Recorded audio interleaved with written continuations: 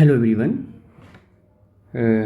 आज हम लोग जो लेक्चर करने वाले हैं वो है refraction of light at a plane surface का डी पार्ट, जिसका नाम है critical angle and total internal reflection. और इसमें हम लोग जो फर्स्ट पॉइंट करने वाले हैं उसका नाम है transmission of light from a denser medium to a rare medium at different angle of incident. अब यहाँ पर एक चीज़ ये है कि कह रहा है कि light from denser medium to rare medium. अब light from denser to rare का मतलब आप ये समझिएगा कि डेंसर टू रेयर का मतलब है कि ग्लास से ग्लास से चाहे वो वाटर में चला जाए या ग्लास से चाहे वो एयर में चला जाए, या आप ऐसे समझें कि वाटर से वो एयर में चला जाए। कुल मिला के आपको पहला जो मीडियम लेना है वो मीडियम आपको डेंसर लेना है, और जो सेकंड मीडियम लेना है वो आपको रेयर मीडियम लेना है। ऐसा कुछ पेयर हो जो फर्स्ट मीडियम डेंसर हो और सेकंड मीडियम हमारा क्या हो, रेयर हो। ऐसा मीडियम आपको लेना है। तो डेंसर से रेयर मीडियम में हमें लेकर जाना है, चाहे ग्लास से वाटर में, चाहे वाटर से एयर में, चाहे ग्लास से एयर में, कैसे भी लेकर जाना है, लेकिन फर्स्ट मीडियम डेंसर और सेकंड मीडियम रेयर होना चाहिए। कह रहा है कि eight different angle of incident. Different angle of incident का मतलब है कि एंगल ऑफ इंसिडेंट मतलब 1 degree, 2 degree, 3 degree, 30 degree, 45 degree, 60 degree, ऐसे इंक्रीज करना है। डिफरेंट एंगल ऑफ इंसिडेंट पर हमको वो देखना है। तो हम ये देख लें कि अगर रिफ्रैक्शन ऑफ लाइट हमें देखना है, अगर हमें रिफ्रैक्शन ऑफ लाइट देखना है तो किस तरीके का हम यहाँ पर सिनेरियो देख सकते हैं। तो सपोज कर लेते हैं, रिफ्रैक्शन तो हम जानते ही हैं, रिफ्रैक्शन हम जानते हैं कि एक सरफेस फेनामिना है, और सरफेस फेनामिना में भी हमने कंडीशन लगा दिया कि लाइट को जाना है, कैसे जाना है, डेंसर टू रेयर जाना है। ये भी हमने एक कंडीशन लगा दी, डेंसर टू रेयर जाना है, और कोई कंडीशन नहीं है। तो हमें डेंसर टू रेयर अगर लाइट को ले जाना है, डेंसर टू रेयर लाइट को ले जाना है, तो ये तो हमारी है नॉर्मल, और ये हमारा है डेंसर मीडियम, ये हमारा है डेंसर मीडियम, और ये हमारा है रेयर मीडियम, और ये हमारा क्या है, बाउंड्री है या लाइन ऑफ इंटरफेस है, जो क्या करता है, दो मीडियम को डिवाइड करता है। ठीक है। तो अगर ये सारी कंडीशन है अपने पास और लाइट ट्रैवल करके आ रही है इस दो मीडियम की सेपरेटिंग इस वाले लाइन पर, दो मीडियम को सेपरेट कर रहा है ना, यही लाइन तो दो मीडियम को सेपरेट कर रहा है। तो लाइट अगर ट्रैवल करके आ रही है और ऐसे ट्रैवल करके आ गई, ये लाइट ट्रैवल करके आ गई डेंसर मीडियम से रेयर मीडियम, तो आपको पता है कि जब कोई भी लाइट डेंसर मीडियम से रेयर मीडियम में ट्रैवल करके आती है तो ये लाइट थोड़ी सी अबे फ्रॉम द नॉर्मल हो जाता है। क्या हो जाता है, अबे फ्रॉम द नॉर्मल हो जाता है, और इस वाले एंगल को आर कहते हैं, इस वाले एंगल को आई कहते हैं, जिसको हम एंगल ऑफ इंसिडेंस कहते हैं, एंगल ऑफ इंसिडेंस कहते हैं। और इसे क्या बोलते हैं, एंगल ऑफ रिफ्रैक्शन कहते हैं।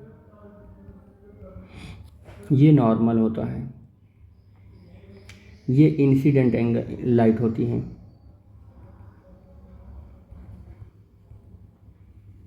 ये रिफ्रैक्टेड लाइट होती है,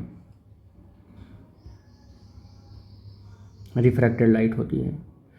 अब आपको एक चीज़ पता है कि ये जो लाइट है ये अबे फ्रॉम द नॉर्मल है, ये अबे फ्रॉम द नॉर्मल है।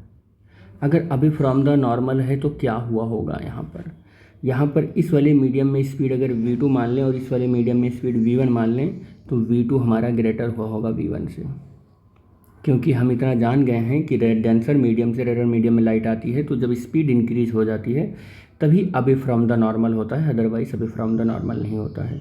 अगर टूवर्ड्स द नॉर्मल होता तो स्पीड स्लो हो गई होती इस मीडियम के अंदर इस लाइट का, लेकिन ये अबे फ्रॉम द नॉर्मल हुआ है तो इस लाइट की स्पीड बढ़ी होगी।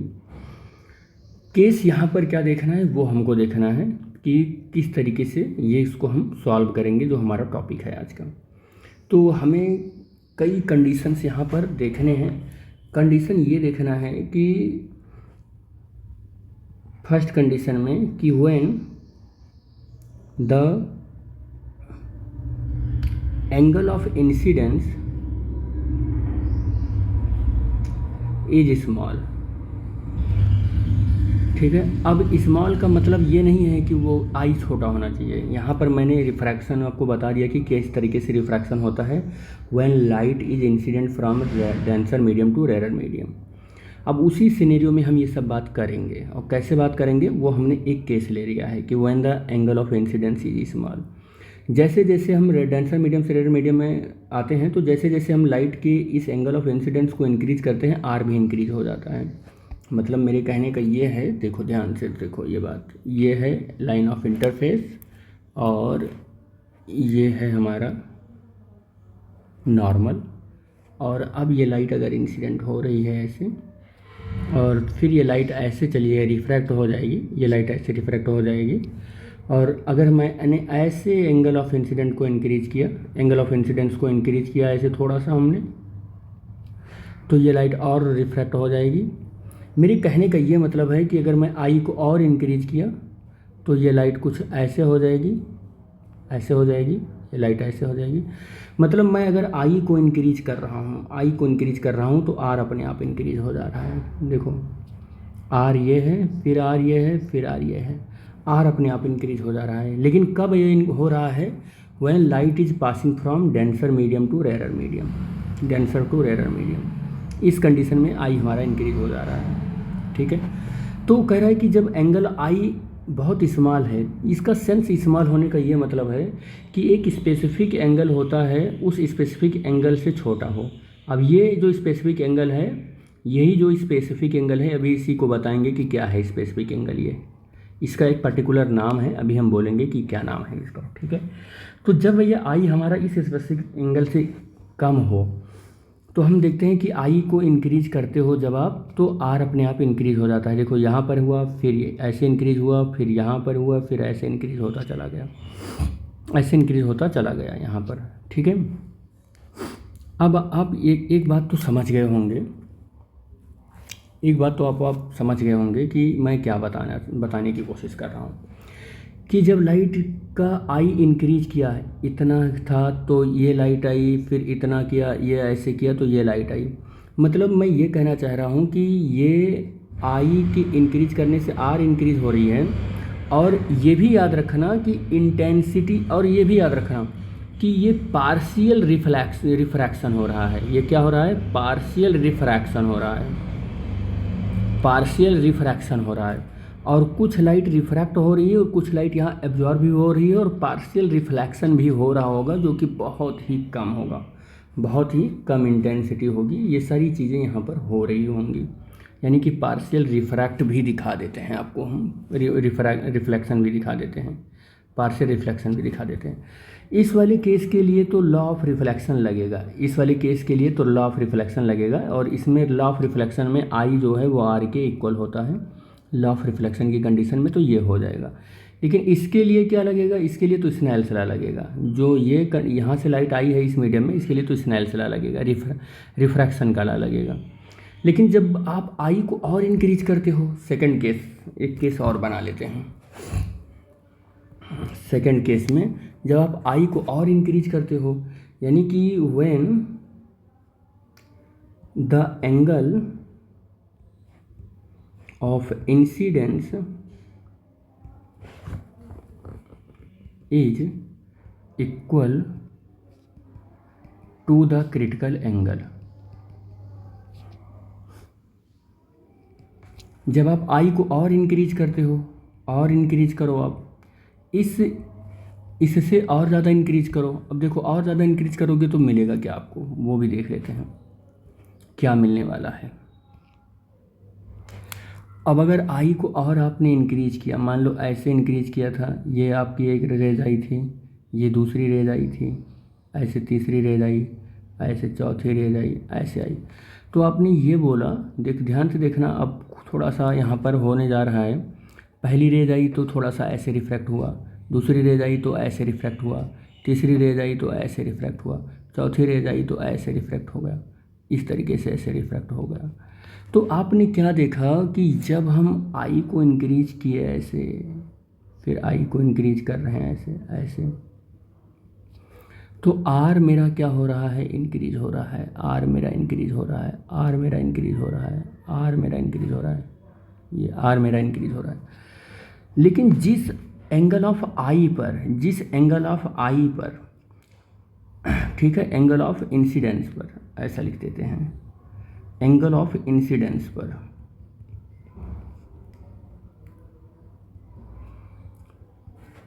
हमारा आर यानी कि एंगल ऑफ रिफ्रैक्शन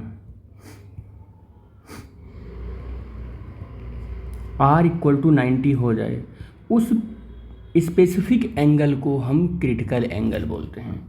उस स्पेसिफिक एंगल को हम क्या बोलते हैं? क्रिटिकल एंगल बोलते हैं। कि इस पर्टिकुलर एंगल पर हमारा आर 90 हो जा रहा है और अब इस एंगल को और इंक्रीज कर दिया। इस एंगल को और इंक्रीज करने का मतलब ये हुआ कि मैं आपको बता रहा हूँ क्या हुआ, इसका मतलब क्या हो रहा है। इसका ये मतलब हुआ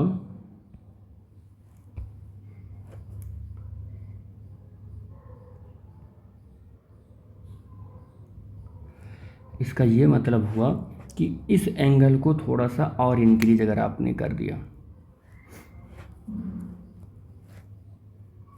इस एंगल को थोड़ा सा और आपने इंक्रीज कर दिया, सपोज दैट ऐसे मैंने इंक्रीज कर दिया, तो अब ये लाइट, ये मीडियम रेयर है और ये मीडियम डेंसर है और दोनों हमारा ट्रांसपेरेंट मीडियम है और इस मीडियम में लाइट आ सकती है, फिर भी आएगी नहीं। अब अपने उसी मीडियम में वापस चली जाएगी लाइट। यानी कि हमने क्या किया, इस वाले एंगल को और इंक्रीज कर दिया और इंक्रीज कर दिया, मतलब इस वाले एंगल को तो हम सी कह रहे हैं ना, इस सी से और ज़्यादा इंक्रीज कर दिया हमने लाइट को। और क्या कर दिया? इंक्रीज कर दिया, आई को और इंक्रीज कर दिया। ये हमने आई को और ज़्यादा इंक्रीज कर दिया, मतलब इस सी से बड़ा एंगल हमने ले लिया, इस सी से बड़ा एंगल हमने ले लिया। और इस वाले एंगल पर लाइट, ये मीडियम ट्रांसपेरेंट होने के बाद भी इस मीडियम में लाइट नहीं गई, बल्कि वो अपने इस मीडियम में sent back to the same medium वापस आ गई और लॉ ऑफ रिफ्लेक्शन को ओबे करते हुए, मतलब फर्दर आई को इंक्रीज किया तो वो लाइट सेकंड रेयर मीडियम में ना जाकर अपने उसी मीडियम में वापस आ गई, और इस आई को हम बोल रहे हैं कि ये आई ग्रेटर देन क्रिटिकल एंगल है।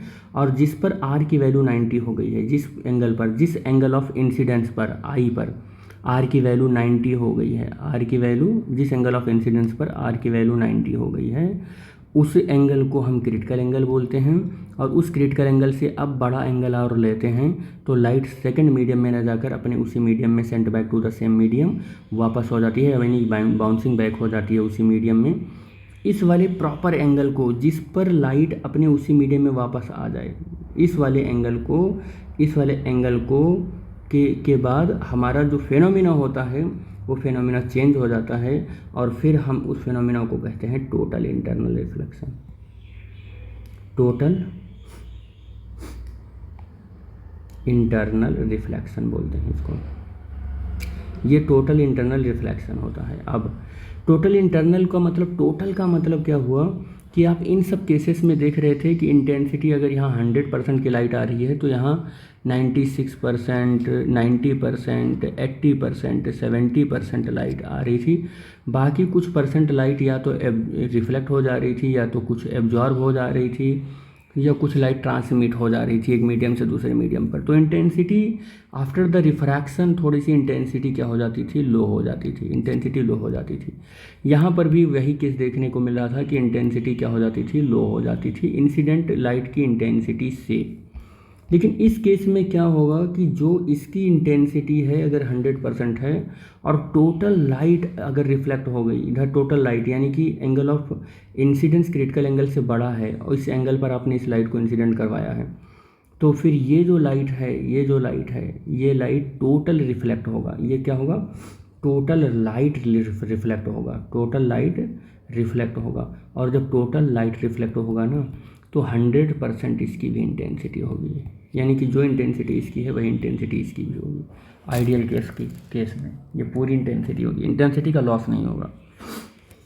और इस वाली फिनोमिना को टोटल इंटरनल रिफ्लेक्शन बोलते हैं। कुछ ऐसा ही केस होता है यहाँ पर। क्वेश्चन में मैं आपको क्रिटिकल एंगल का डेफिनेशन भी करवा देता हूँ कि क्रिटिकल एंगल आप क्या ऐसे लिखेंगे। जैसे पूछा जाता है what is the critical angle,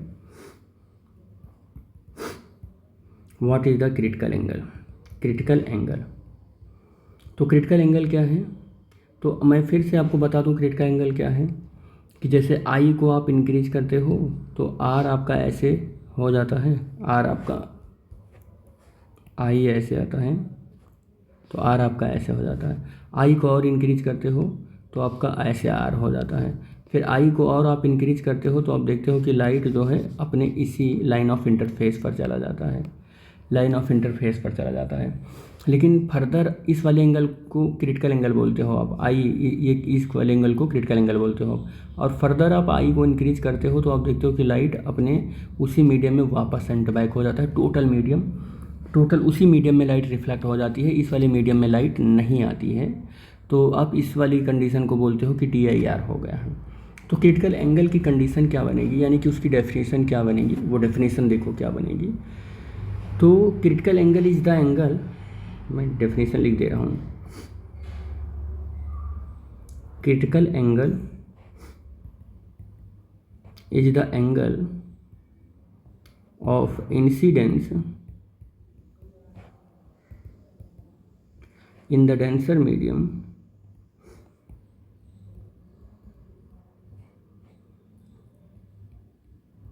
corresponding to which the angle of refraction in the rarer medium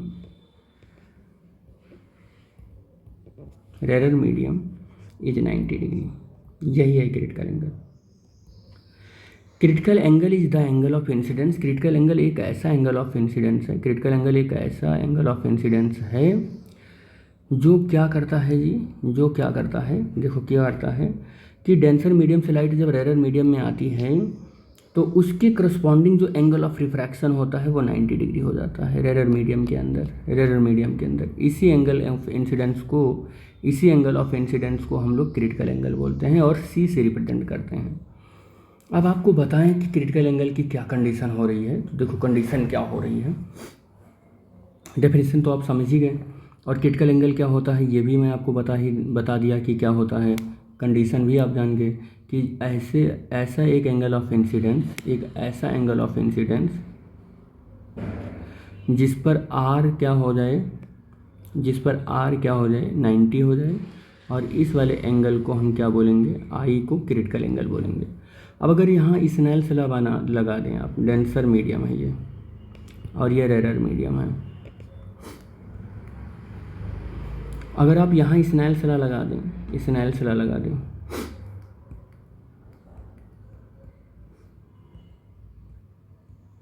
तो sine I upon sine R होता है। और रिफ्रैक्टिव इंडेक्स देखो, डेंसर मीडियम से रेरर मीडियम में लाइट आई है तो यहाँ से D म्यू R हो जाएगा। और साइन यहाँ पर देखो, इस एंगल ऑफ इंसिडेंस को हम एक स्पेसिफिक एंगल ऑफ इंसिडेंस बोलते हैं और उसे C बोलते हैं, तो ये साइन C हो जाएगा।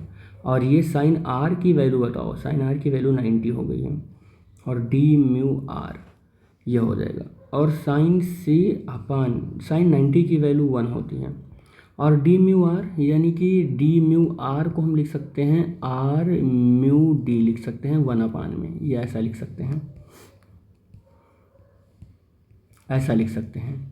तो ये वैल्यू भी पुट कर दो यहाँ, तो 1 अपान R म्यू D ऐसा लिख लिए, तो R mu D is equal to 1 upon sine C हो जाएगा। इसका ये मतलब हुआ कि refractive index of the denser medium with respect to rarer medium, ये भी मैं लिख ही देता हूँ, refractive index of denser medium with respect to rarer medium, ये। और इसका क्या मतलब हुआ कि refractive index of rarer medium with respect to denser medium, ये हुआ इसका मतलब, ठीक है। तो अब यहाँ पर हमें क्या मिल गया, क्रिटिकल एंगल और रिफ्रैक्टिव इंडेक्स में रिलेशन मिल गया। This is relation between refractive index and critical angle, इनमें रिलेशन हमको मिल गया। क्रिटिकल एंगल और रिफ्रैक्टिव इंडेक्स में रिलेशन क्या होता है ये हमको मिल गया, ठीक है। आगे हम इस पर थोड़ा सा, अच्छा एक बात और बता दें आपको यहीं पर, अब जब बात हो ही रही है तो ये सारी बातें भी आप समझ लें। आर म्यू डी और 1/sin c, इसको cosec c भी तो लिख सकते हैं, ऐसा भी तो ये रिलेशन हो सकता है ना ये रिलेशन। और जब कभी भी हमारा ये रेरर मीडियम वैक्यूम हो या एयर हो, तो इस फार्मूले में जो आर म्यू डी है उसको केवल आप म्यू मीडियम भी लिख सकते हैं या जनरली आप केवल म्यू भी लिख सकते हैं। तो जनरली आप म्यू भी लिख सकते हैं। तो इस केस में जो आर म्यू डी था उसे आप केवल म्यू लिख रहे हैं, तो 1/sin c भी हो सकता है ये फार्मूला, ऐसा भी हो सकता है। या आप बुक में जनरली देखे होंगे कि 1/sin c ऐसे लिखा हुआ है, ठीक है, ऐसे लिखा हुआ है। या फिर मैं आपको बता दिया कि इसको cosec c लिख दो, तो cosec c ऐसे भी लिखा हुआ मिल सकता है आपको, cosec c ऐसा भी लिखा हुआ मिल सकता है। लेकिन याद रखना कि अगर केवल म्यू लिखा हुआ है तो ये लिखा हुआ है कि refractive index of the medium with respect to vacuum or air, ठीक है। तो ये क्या लिखा हुआ है, refractive index of medium with respect to air और वैक्यूम, ये लिखा हुआ है, ठीक है। इसलिए उसको म्यू ही लिखते हैं। और अगर एक मीडियम से दूसरे मीडियम के रेस्पेक्ट में लिखा होगा तो याद रखना फिर वहाँ उस मीडियम को लिखना कंपलसरी है। जैसे water with respect to glass, ऐसे भी लिखा हुआ मिल सकता है, यानी कि refractive index of the glass with respect to water.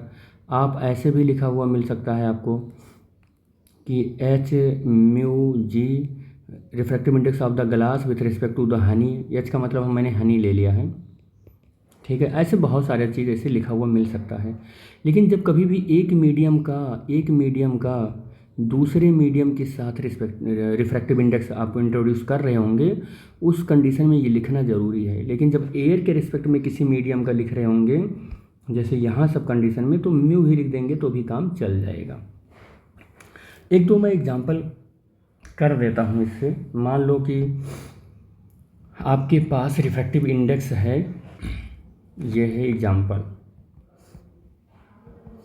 Refractive index है ए म्यू जी, कुछ है 4/3 मान लो, या 3/2, कुछ भी आप मान लो, 3/2 आमतौर पर माना जाता है, तो 3/2 ही लिख लेते हैं।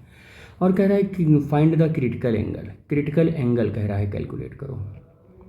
रिफ्रैक्टिव इंडेक्स दे दिया, क्रिटिकल एंगल कैलकुलेट करना है। तो क्रिटिकल एंगल कैलकुलेट करने के लिए हमको रिलेशन पता होना चाहिए कि sin c = 1/a mu G, ये पता होना चाहिए।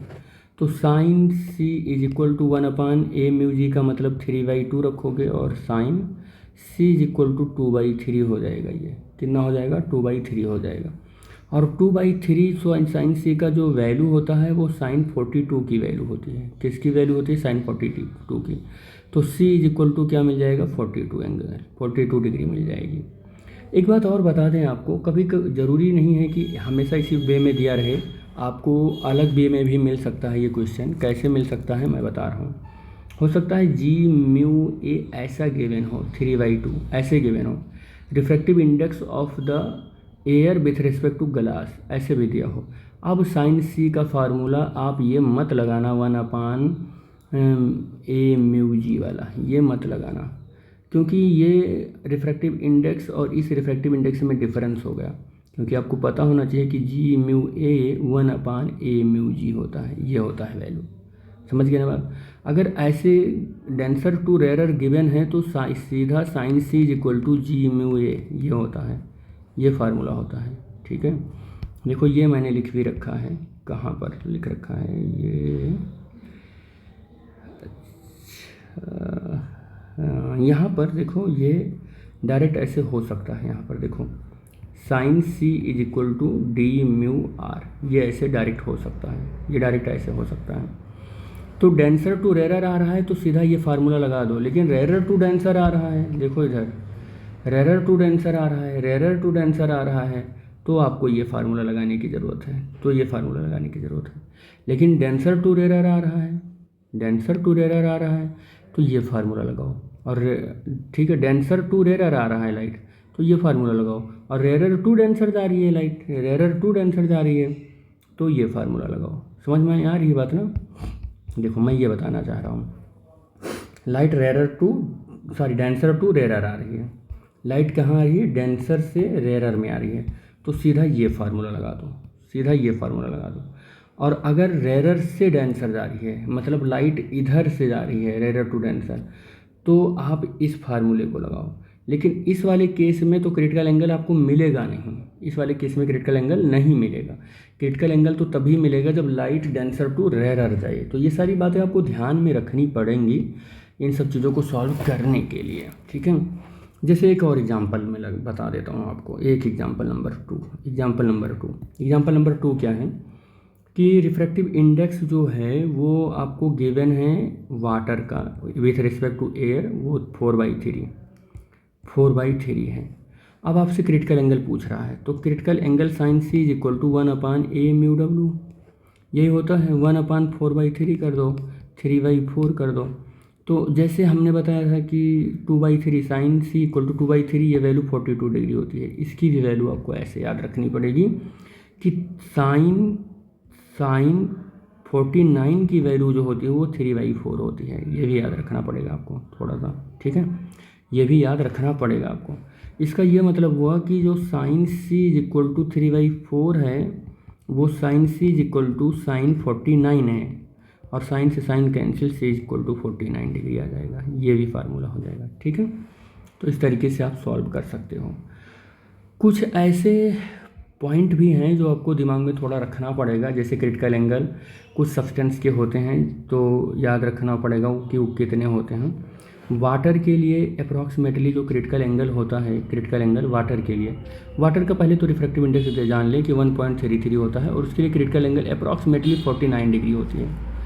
और एक दो चीज़ के लिए आप जान लें कि टर्पेंटाइन के लिए क्या होता है, जिसको आप तारपीन का तेल बोलते हैं, उसका रिफ्रैक्टिव इंडेक्स 1.47 होता है, और अप्रॉक्सीमेटली 43 उसकी क्रिटिकल एंगल होती है। रिफ्रैक्टिव इंडेक्स है ये रिफ्रैक्टिव इंडेक्स है, ये क्रिटिकल एंगल है। और ऐसे ग्लास के लिए, ग्लास और वाटर का याद रखो बस आप। ग्लास के लिए 1.5 होता है अप्रॉक्सीमेटली, और क्रिटिकल एंगल 42 होता है। ऐसे फ्लिंट ग्लास का कितना होता है? 1.58 होता है, और इसके लिए लगभग 39 डिग्री क्रिटिकल एंगल होती है। डायमंड की अगर हम बात करें तो डायमंड के लिए कितना होता है? तो डायमंड के लिए 2.41 होता है रिफ्रैक्टिव इंडेक्स, और क्रिटिकल एंगल 25 डिग्री होता है, ठीक है। तो ये सारी बातें थोड़ा बहुत आपको दिमाग में रखना होगा, याद रखना होगा। किसका? आप डायमंड का थोड़ा सा याद रख लो, ग्लास का याद रख लो, वाटर का याद रख लो, इनका याद रखो। बाकी और किसी का याद हो या ना हो, इट डजेंट मैटर कि आपने क्या किया क्या नहीं। नेक्स्ट टॉपिक हमारा क्या है कि क्रिटिकल एंगल किन किन बातों पर डिपेंड करता है, यानी कि फैक्टर कौन कौन से हैं। Factors affecting the critical angle. Critical angle किन किन बातों पर डिपेंड करता है, इन बातों को भी हम ध्यान से देख लें तो ज़्यादा ठीक रहेगा। तो अगर मैं किसी भी गिवन पेयर ऑफ मीडियम की बात करूं, मान लो गिवन पेयर ऑफ मीडियम की बात करूं, और गिवन पेयर ऑफ मीडियम चाहे वो ग्लास एयर की बात करूं, या मान लो कि वाटर एयर की बात करूं, किसी भी गिवन पेयर ऑफ मीडियम की अगर मैं बात करता हूं, तो लाइट हमारा डेंसर मीडियम से रेरर मीडियम में आना चाहिए। Light comes from denser to rarer medium, ये आना चाहिए। ये नेसेसरी कंडीशन है इसके लिए कि तभी आपको क्रिटिकल एंगल मिल पाएगा, अदरवाइज नहीं मिल पाएगा। तो ये सारे चीज़ों को ध्यान में रखते हुए अगर मैं बात करूँ तो क्रिटिकल एंगल दो बातों पर डिपेंड करता है। नंबर एक किस पर डिपेंड करता है? वो कलर ऑफ लाइट के ऊपर डिपेंड करता है। किसके ऊपर डिपेंड करता है? कलर ऑफ लाइट के ऊपर। और बेसिकली कलर ऑफ लाइट का जो फिजिकल मीनिंग है वो क्या बताता है? कलर ऑफ लाइट का जो फिजिकल मीनिंग है वो वेवलेंथ ऑफ लाइट को बताता है। किसको बताता है? वेवलेंथ ऑफ लाइट को बताता है। वेवलेंथ ऑफ लाइट का मतलब कलर ऑफ लाइट ही होता है। और दूसरा किस पर डिपेंड करता है क्रिटिकल एंगल? वो टेम्परेचर पर डिपेंड करता है। किस पर डिपेंड करता है? टेम्परेचर पर डिपेंड करता है। देखें किन किन तरीके से टेम्परेचर और कलर ऑफ लाइट डिपेंड करता है। लेकिन इतना याद रखना बेटे यहाँ पर कि जब कभी भी लाइट की कलर की बात होगी तो आपसे का वेवलेंथ की ही बात हो रही है। जब भी कलर ऑफ लाइट की बात हो रही है तो वेवलेंथ की, यानी कि किसी भी लाइट का कलर कौन बताता है? वेवलेंथ बताता है। याद रखना ये बात। तो फर्स्ट टॉपिक हम लोग देख लेते हैं, dependence on the colour of light. Dependence on the colour of light, इस पर हम लोग चर्चा करते हैं कि किस तरीके से डिपेंड करता है। ठीक है, चलो अगर हम रिफ्रैक्टिव इंडेक्स की बात करें किसी ट्रांसपेरेंट मीडियम में, तो किस तरीके से रिफ्रैक्टिव इंडेक्स होता है? तो याद रखना कि जब रिफ्रैक्टिव इंडेक्स इंक्रीज होता है तो किसी भी ट्रांसपेरेंट मीडियम में जब लाइट जाती है तो अगर रिफ्रैक्टिव इंडेक्स इंक्रीज होता है तो वेवलेंथ हमारी डिक्रीज हो जाती है। वेवलेंथ क्या हो जाती है? डिक्रीज हो जाती है। और अगर रिफ्रैक्टिव इंडेक्स डिक्रीज होता है तो वेवलेंथ हमारी क्या हो जाती है? इंक्रीज हो जाती है। ये बात हमेशा याद रखना।